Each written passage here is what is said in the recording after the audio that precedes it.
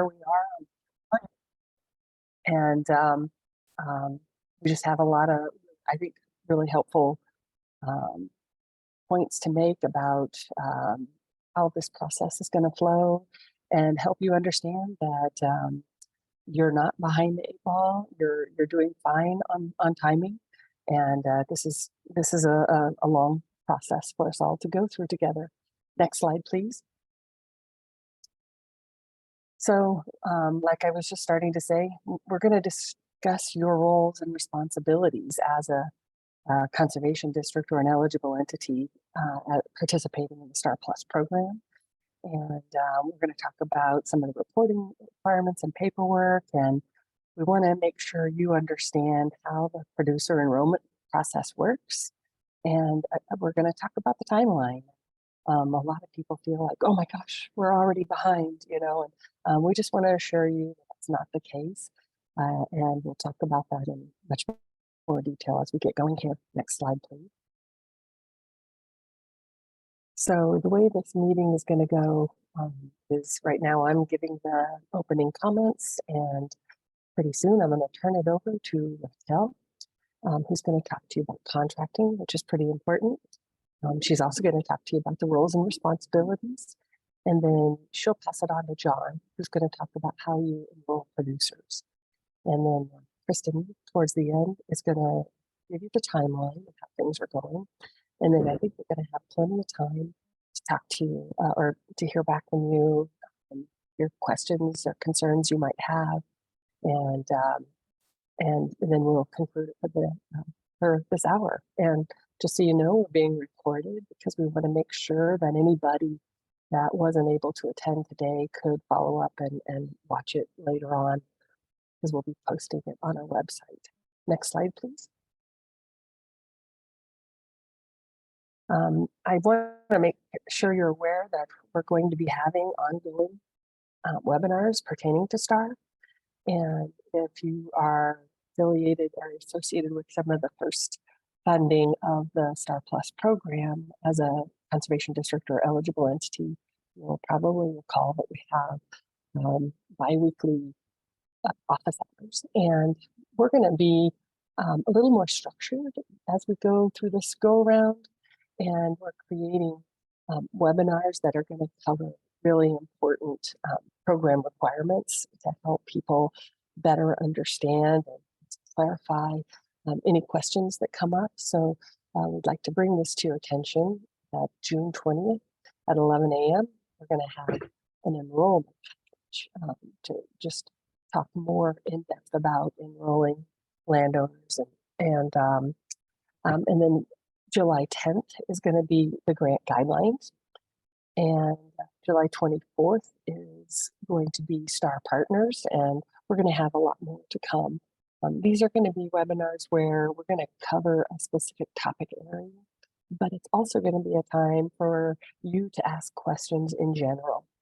The other part of that I would say is anytime you have a question, you don't have to wait until we have these webinars. We want you to feel free to give us a call at any time.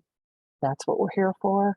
And please don't forget that we have the soil health email, and there are several of us watching for those emails to come through.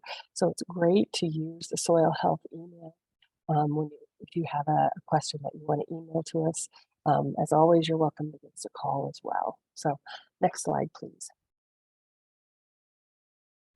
And I just want to make sure you're aware of all of the partners that are participating in the soil health program. And we're pretty excited about enrolling 21 new conservation districts and 7 new eligible entities to be local STAR Plus partners. And we're doing all we can to strengthen our approach to it. We learned a lot in the first year. And so hopefully some of you may have even participated in the action review. And so part of that is making sure we're strengthening and tightening up what we have done already to make it easier for you to deliver. And so we also had we increased producer enrollment for 13 of the existing conservation districts and eligible entities. So I want to welcome you all too. So with that being said, I'm going to go to the next slide and ask Raquel Sanchez to speak to you about her parts of contracting and roles and responsibility. Raquel, take it away. Hello. So my name is Raquel Sanchez and I'm the grant specialist for the Soil Health Program. And I'm going to talk about the next steps of the program, the roles and responsibilities, and some contracting updates. If you'd like to go to the next slide, please, Kristen. So as you guys all saw, we're recording the webinar. It will be available on the STAR Plus website shortly after this. The CDA team, we are currently revising the 2023 grant guidelines, and we will distribute these with your contracts. There will be your primary resource for this grant. And like Cindy had mentioned, we are going to host additional webinars and a webinar on the grant guidelines on July 10th, where we encourage everybody to come and ask questions. And just be there. The next slide, please. So the contracting status is we are working on creating the encumbrance documents, the contracts and POs for all new and expanding conservation districts and EEs. I'm hoping to have the contracting completed by late summer. And when I send those out, we'll send out the grant guidelines with them. If you haven't already, please send your W-9 and your direct deposit form to the soil website. Like Cindy had mentioned, there's several of us in there checking, or not the website, the email, sorry. There's several of us in there checking it, and we'll get it all set up with business ops to make it easier when we are sending out the contracts. Next slide, please. Thanks, Kristen. So the roles and the responsibilities of the CDs and EEs. I've been getting a lot of phone calls and emails wondering what you guys can start doing now.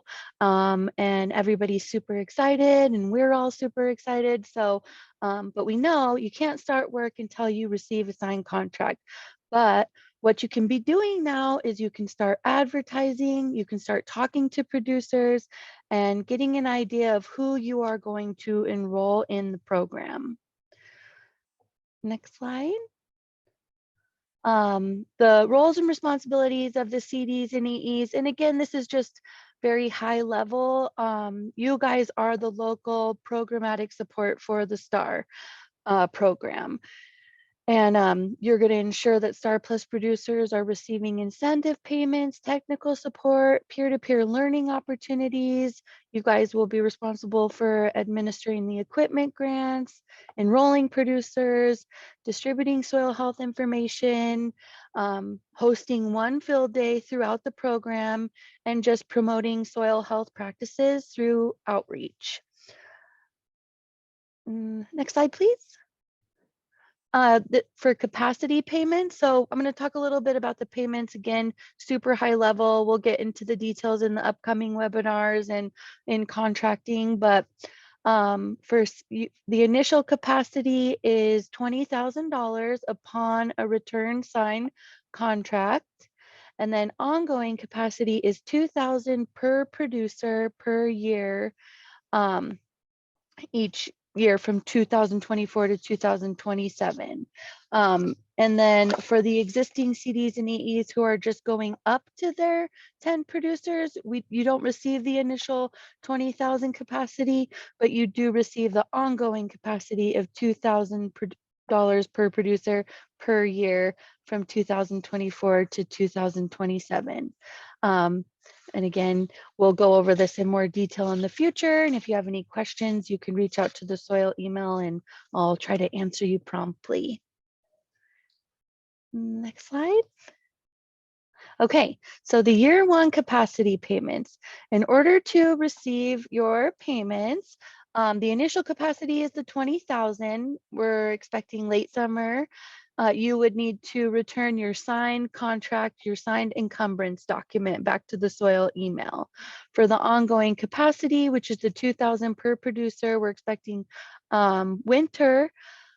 So yeah, late winter this year, it'd be the approved consultation forms and eligibility forms. And then as the years go on, there'll be additional forms to get the ongoing capacity payments that will line out in the grant guidelines, like field forms, soil testing, check-in forms, and final consultations. And we'll outline those, like I said, in the grant guidelines, but we'll also keep contact with you guys with webinars and such. Next slide, please. And then the producer payments that are distributed by the CDs and the EEs. So equipment grants, each district and eligible entity will be able to distribute an equipment grant. The equipment grants are $25,000 and the equipment purchase must be approved by CDA and the USDA. Producer payments, spring 2024.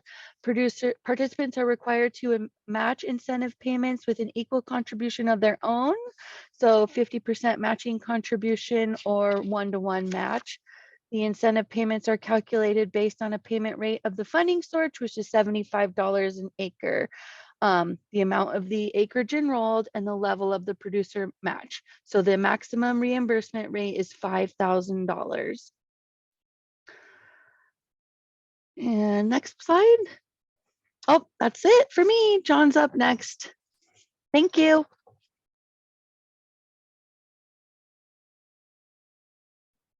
All right. Thank you, Raquel. My name is John Miller, and I'm going to go ahead and go through how to properly enroll your producers and what that process is going to look like.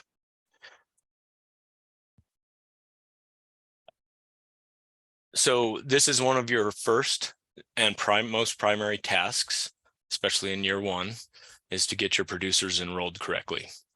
The conservation district and eligible entities will need to fill out an enrollment package for each of their allowed producers. And again, please email us at the soil email that's provided there and in the chat if you do not know your allowed number of producers.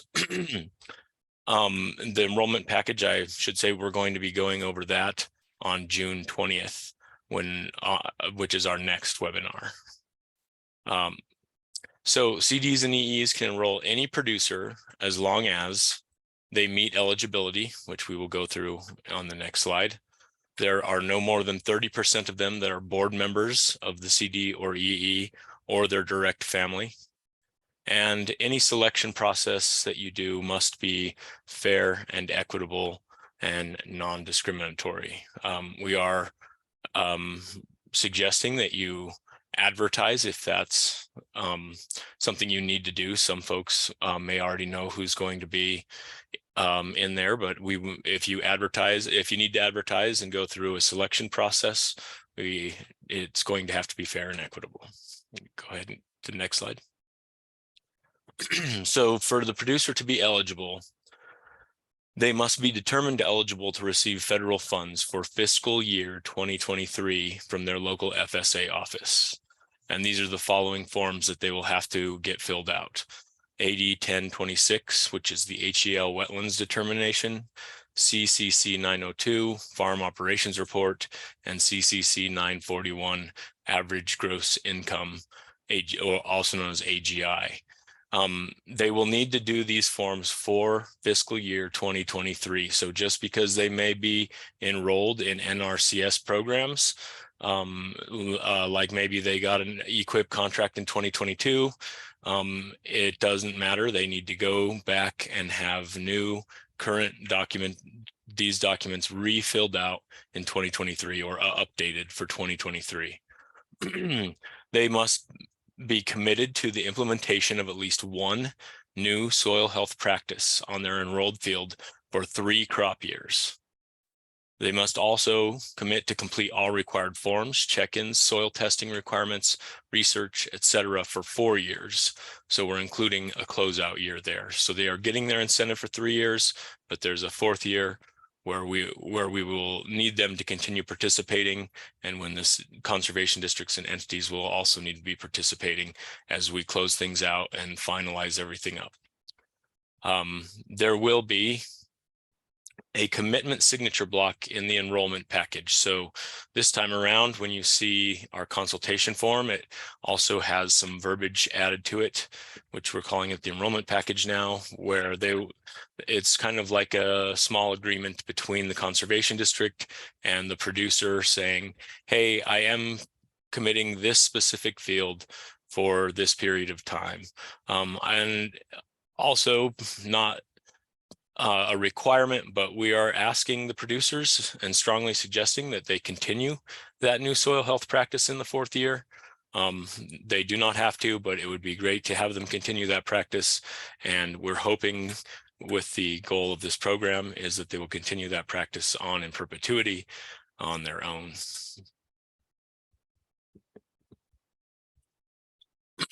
So here's the enrollment timeline. So we have summer. Conservation districts and entities will receive their contracts from the CDA. July, you can announce that you received the STAR Plus, begin to recruit producers and advertise if needed. August, you will begin enrolling producers and helping them get to the FSA office to fill out those eligibility forms. August and September will be consultation and eligibility confirmation. So you'll be meeting with them, filling out the enrollment package, making sure that they're eligible, triple checking with the FSA office that they are definitely eligible and have those fiscal year 2023 documents filled out. And then by September 15th, you will turn in all consultations and enrollment package information to the CDA. That's going to be the drop dead date.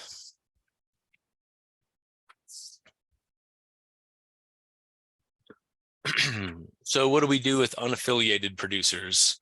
If a producer contacts you and they don't know, and maybe they're not in your area or you don't have room for them, what you should do is have them contact the CDA. Our website has a contact form, or they can email the CDA soils email, and we will put them in touch with someone that can help them to get into the program if we can. And then what if I talk to a producer who is not in my region? Again, send them to the soils website contact form or provide them with the soils email address, and we will take care of it. What if I cannot find enough eligible producers? If you're having trouble recruiting producers, please reach out to the CDA so we can provide early assistance. We may also play matchmaker with producers who are near your region and that are looking for a CD or EE to help them get enrolled. And I think that is the end of my portion. Thanks, John. And while we're still talking about enrolling producers and doing some advertising and outreach, we wanted to open the table to you all. We want to be able to provide assistance in whatever way we can to help you all enroll producers. So either in the chat or feel free to come off of mute. If you have ideas of things that would be useful, please let us know. Marissa, thanks. Well, I don't have anything that's useful, but I do have a question. We'll take a question. So, my producers, I have Teller in Park County. They're all over. None of them are, do I have to ask people to drive to Canyon City in order to fill out paperwork, or can we work through our NRCS office in order to facilitate that? Because I have people in Bailey, and so Canyon isn't very close. I assume what you're saying is to get your FSA paperwork filled out. Yeah. How is it typically handled by the NRCS office? They help. Well, when we do equip through our Woodland Park office, but the closest FSA is in Canyon City, according to the link that was posted in here. So when you do equip through the Woodland Park office, how do you get your FSA approval? Well, I'm not in the office today, but I'm assuming that they have all of that comes there, because I don't see people going to Canyon City. Okay, so I guess, you know, they would do what they would typically do to get Okay, their equip approvals. If that office is helping them, since they're so far from the FSA office, mhm. then and some FSA offices have like a satellite employee that work in NRCS offices, so that may be occurring too. And that's Um, what's, I think, happening in the Canyon City. And we have a soil con going back and forth between Canyon and Woodland, so hopefully that will facilitate that. Yeah, that's totally fine as long as you know, they have, and some of these documents can be filled out online, and then Okay, I'm not sure about how they do the signatures. Maybe there's a chance for a digital signature, or maybe that person going back and forth can bring the documents to be signed after they fill them out on the internet. But okay, I'll talk to um, Carrie. She's out right now, but I'll talk to her when I get back and she gets back into the office. sounds good. And if you Okay. run into problems, you know, of course, reach out and let us know, and we'll do our best to help. All right, thank you. Great question, Marissa. Andrea. Hi guys, thank you for doing this. I got a whole box of these little books that are Colorado Soil Health Fundamentals from Colorado Department of Agriculture and Acres USA, and I didn't know that we were accepted into the STAR Plus program at that point, and thought that they were just some cool free thing that I started handing out to everyone. I'm not sure if those were meant to be something we were to use for marketing purposes, or if it's something that we could get more of, but those are super handy books, and I think are a great way to promote STAR and STAR Plus. So like, I'd love to get another giant box of those. I can take that one. Thank you, Andrea. I'm glad you like them. Those were actually sent out to all the conservation districts. So it wasn't just the conservation districts involved in STAR Plus. And so we do have some more of those available. If you reach out to us and let us know how many more you need, they're kind of, we want to send them out to anybody that can make use of them. What we don't want is them to just sit in a box in a storage room doing nothing. And so if you're getting good use out of them and some more, we can probably provide you some more, especially if you tell us how many. Okay, thank you. And Yeah, then the soil website, you know, the soil email is fine. the soil email. Okay, that's what I was going to ask. Thank you.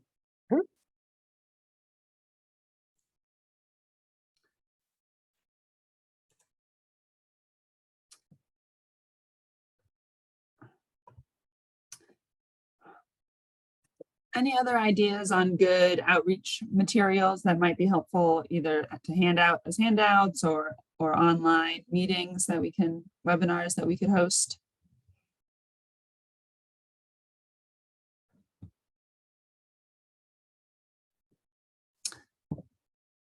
Great, we'll ruminate on it, and I'll go through the upcoming timeline, just as a little bit of a reminder of what John already talked about. Again, my name is Kristen Boyson. I'm the drought and climate specialist at CDA, and I've been helping out with the soil team as we start up this new funding round. So again, June 20th, which is a Tuesday, we'll have our next office hours and talk through the enrollment package in more detail. We'll usually host these office hours. The reason there's an asterisk is that we'll usually host these office hours on Mondays at 11, right, as we're doing this one. But June 19th is a state holiday, Juneteenth, so we'll be moving it to the 20th on that day. We'll send out a meeting invite to hold your calendar shortly. Again, and that, like this one, will be recorded and posted if you're unable to join. So as Raquel said, we're going to get your contracts out as soon as we can this coming summer. And as soon as you get those contracts, you can start enrolling producers. And we really need the consultations done and eligibility confirmed by September 15th. So again, if it's coming up mid-August and you don't know your list of producers, please reach out to us and we can do our best to, as John said, play matchmaker between you and interested farmers and rangers. So as Raquel said, as soon as you get your contract or PO, as we call it at CDA, you'll get your first capacity or your initial capacity payment if you're one of the CDs or eligible entities enrolling 10 producers, or one of the new folks. So you'll get that this summer. And then in late winter, early spring of next year, January to March of 2024, the match payments will be sent to the producers. So as you're enrolling producers, you can kind of tell them, you know, winter 2024, you should see your match payment, especially, and we do have to have a match form approved by then, but that should be no problem. And then next spring is when we'll do a lot more of the field work, as that's a better time for soil testing. So there'll be soil tests, soil moisture probes, and we'll have to have the field forms completed for all the farmers and ranchers to get their STAR rating. And I see Nancy asked who's getting the soil moisture probes, and John clarified that everybody is going to get a soil moisture probe this time, which is very exciting. And those probes will be installed by our technical assistance providers, which we'll talk about at a later time, but another resource for our producers. Nancy, if we have extras lying around, we'll talk to you about getting some for other producers. I think we'll crunch the numbers, see how many we can get. So that's the timeline for the next 10 to 12 months. I know it sounds like a lot, especially for you folks who this is your first time being an implementation partner with the STAR program. But we at CDA are very excited to be working with you and very excited to help you along the way. So as we've said a bunch of times, reach out to us whenever you have questions, and we'll hope to help. Marissa, I saw your hand first. Okay, so another quick question. Yeah. When it says match payments sent to producers, if match form has been approved in January to March, is that for work that they're promising to do, or should they already have? I mean, I thought they had to do something and then get the match. That was my thinking. Yeah, great question. John, do you want to take that one? Sorry, what was the question? You're gonna have to repeat it. Yeah, so for the match forms, we do require producers to provide one-to-one match. So to have their match done by January, they'll have to have done some fall work probably, right? Correct. Yep. Yeah. So if they do, so our crop years are going to run from October 1st through the end of September of the following year. So any, quick, can you tell me that again? so our crop years Tell me will be the month again. October 1st through September 30th of the following year. So once your folks are enrolled this year by September 15th, technically the program actually begins October 1st, and then if they do any type of work over the winter for cover crops or something like that, anything they do after October 1st can be submitted for that matching funds, which will be coming the next spring. Okay, because I'm range, so we won't be doing cover crops, but also in the summertime is when people normally would be doing soil improvement up here, other than maybe a fall planting for grass seed. But okay, I'm assuming that we'll get more information when we get the books. Yeah, and I think that this January through March would be just for people that did winter practices. Folks that do summer practices, I will have a deadline at the end of the summer. Okay. I think it's just by the end of the crop year. So I think that's how it was last year, right? Doesn't everybody recall? So that's I think just for folks who do stuff over this winter, because we are not going to be immediately ready for paying people.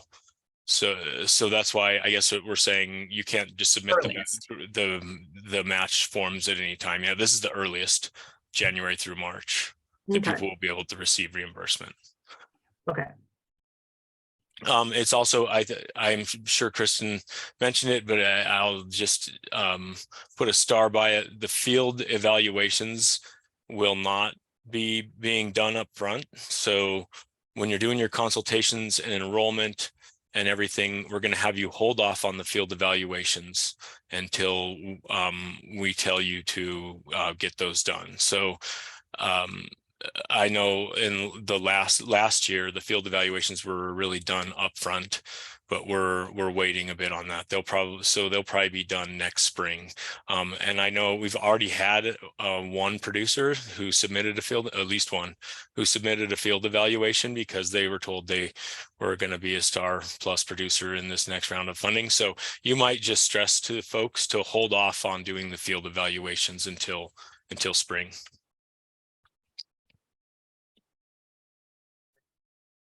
John, can you answer the question about the manufacturer of our probes? Yes, so right now we are using Meter Group, which used to be called Decagon. They are a commercially available soil moisture monitoring system. They have they work across all types of cell phone service, and they also have potential satellite service in some of them.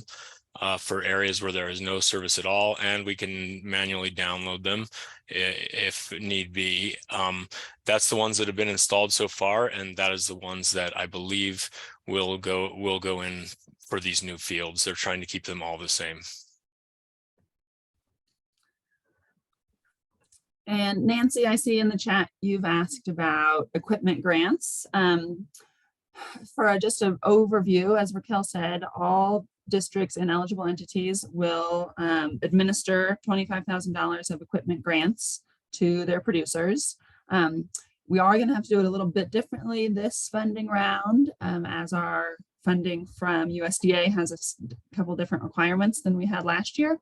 So details are going to remain a little sparse at the moment, but we will definitely talk them through as we go through the grant guidelines, which again will be released in a month or so. But yeah, be prepared to have that funding, and we've seen great work with the equipment grants last year, so we're excited to offer them again.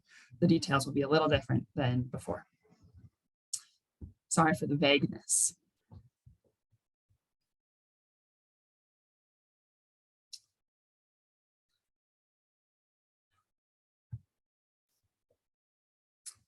Any other questions or concerns? I know we gave you a lot of information right off the bat. So happy to talk through anything. Penny asks, will each district have different grant guidelines this year? So everybody who's enrolling producers this summer will have the same 2023 grant guidelines. They will be, if you had producers last year, they will be different from those grant guidelines, but there'll be 2023 STAR Plus grant guidelines, and everyone will have the same. There will be a little bit of variance on like how many producers you enroll, depending on when you applied, what you applied for. But in terms of the rules, it will all be the same. So we're really hoping to streamline the process, mostly because we have one funding source this time around instead of a patchwork of several.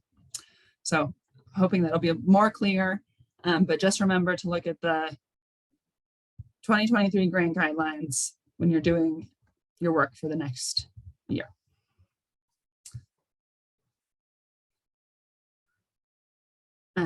Vanessa asks if we have acreage minimums for new producers.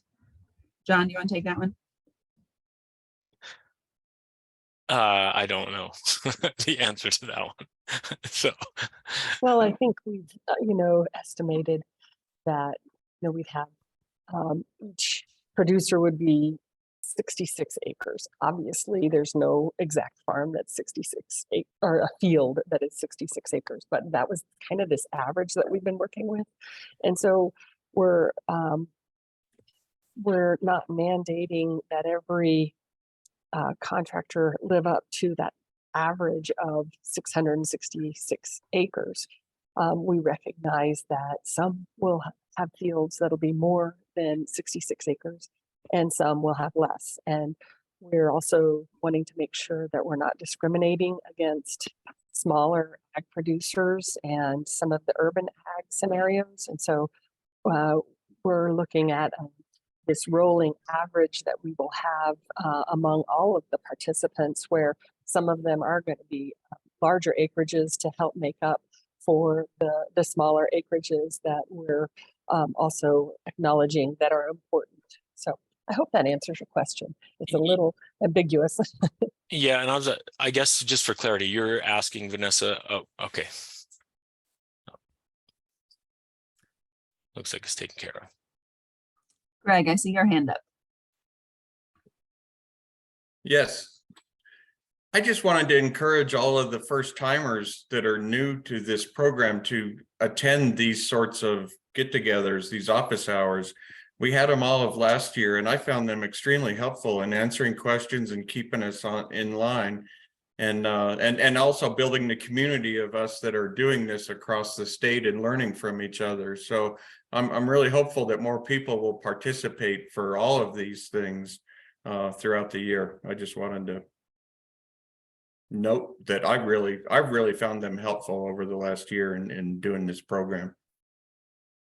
Thanks a lot, Greg. Thanks for the ringing endorsement, Greg. And just a reminder, they're Mondays at 11, except when we change them because of holidays. It looks like Penny says, will we be able to be eligible for equipment grants if we were enrolled in round 1? Thanks, Penny, for that question. We do not likely have funding for people who already got equipment grants to do another round of equipment grants. So apologies for that. We'll play it a little bit by ear depending on how the new districts and eligible entities utilize their funds. But yes, I should have clarified that in my original answer. Likely only new CDs and EEs will have equipment grants. Thank you.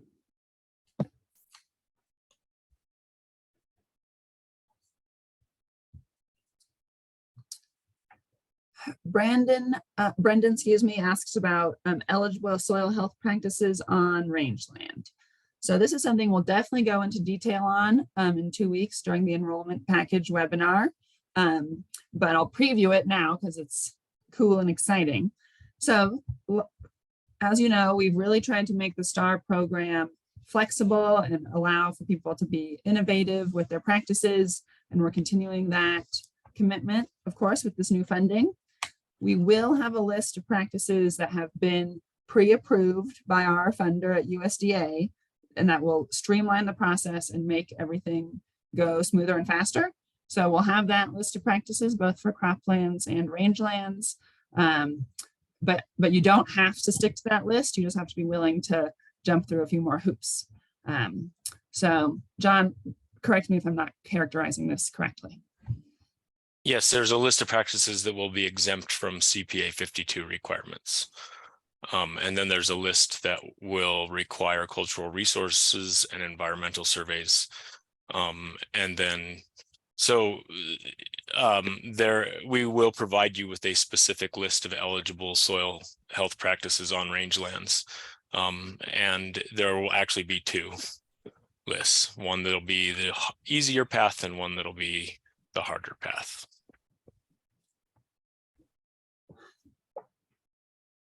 Brendan, did that clarify? Yes, thank you. Debbie asks to confirm the producer payment scenario, and I'll use your example, Debbie. So yes, if you have a urban farmer who has, say, 4 acres of farmed land, and they do at least 1 new soil health practice on all 4 of their acres, and they also have the 1-to-1 match. So, 4 times 75 isn't that big of a match. I'm sure they'll make it. $300. Yes, they'll get $300 per year of the program. So they'll get the $300 for the 3 years. Is that right, Raquel? Right. So they would have to spend, like, if, for example, they'd have to do 600 and then we'd reimburse 300. But yeah, exactly.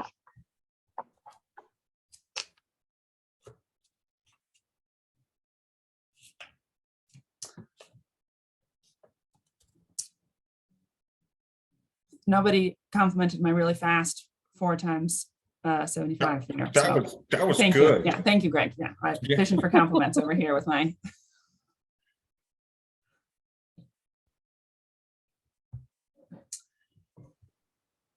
All right, well, that's all we had today. Our CDA team will stick around. Feel free to keep putting questions in the chat or ask us questions. But we'll post this on our website, the recording and the slides. And we'll send you an invitation for June 20th. And that's all we got. So feel free to log off if you feel satisfied with your STAR Plus knowledge. And Marissa. I'm probably not satisfied with my personal STAR Plus knowledge, but I will catch up. Next thing I made plans for the next 2 webinars that you have coming up when I didn't know that there were 2 more coming up. And so you will be recording everyone, correct? Okay. Yeah, we will definitely be recording everyone. And if it turns out that like it's summertime, so everyone's busy, but if a large number of people can't come to one of them, then we can do 2 of the same one. So everyone Okay. can. All right. So yeah, let us know if you can't come but definitely know we'll be posting everything. Okay. Thank you. Also, feel free to email us with questions. Oh, I will, John. Okay. I had to figure out what I didn't know before I could start asking questions. So I'm getting closer to knowing what I don't know. So. I just want to clarify that in the past, we have not recorded the office hours. We've started recording them when we have a webinar topic to do, like we do today, and like we've lined out. And so if we get to a point where we're not doing a webinar on a specific topic with slides and stuff like that, and it's just a conversation, we will likely not record all of those. That's right. But for anything where we have advertised a specific topic, we'll make sure that that's recorded. For sure. There's a question there about the approximate value of the soil probes. I would estimate those systems probably cost about $1,000 a piece, if I had to guess.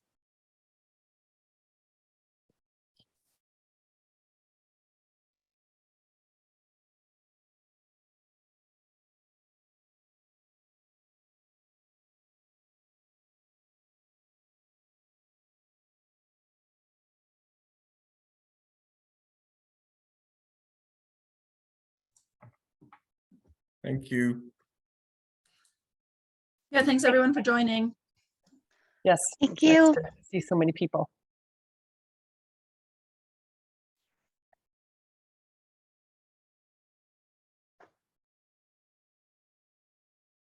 Thanks, everyone. Really informative. Have a great day. You Jolie, Good to too. see you, Jolie. Good to see you too, Cindy. Thanks so much.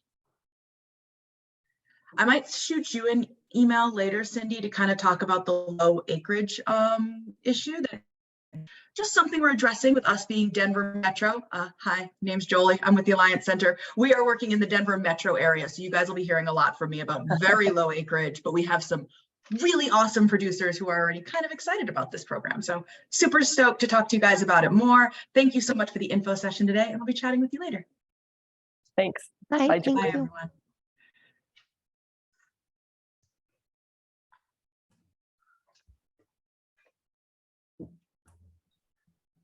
Where'd John go? I don't know. Ditched out early. I'm going to probably ditch out early here soon so that I can take the bus back to my house and be at our 12:30 meeting. Cool. I was going to ask if you were gonna- Yep. Right. Sweet. I Well, guess it's went good. Yeah, Dustin, good job, Raquel. Dustin, Yeah. did you have any questions? Is it coming across kind of a little more clear to you, or you might want to ask questions of us, and we want to help you get up to speed with it so that if you get questions, you know who to point them towards and stuff like that. Yeah, I think I got that part of it for sure. Who to point him to. That's the main point. So Yep. Cool. Send them my way, Dustin. If they got any questions, I'll help you. yeah, will do. So Looks like you got into your office. Looks yeah, like yeah, a USDA office and not a home office. yeah, yeah. I'm gonna get her dialed in. I think I'm gonna try Mondays and Wednesdays or something like that. Maybe more, Cindy, as we go on, but for sure try and stick to that Monday, Wednesday in the office down here. So Great, outstanding. Yeah. All right. Well, I'm gonna bail off, you guys, but I think you did a great job, and thanks a lot. It's really, Thank I you. think, well attended. And Thank you, you were Cindy. nervous, Raquel. You did a great job. It sounded Oh, great. thanks. Thank you. All right. Bye. Talk to you guys later. Bye bye.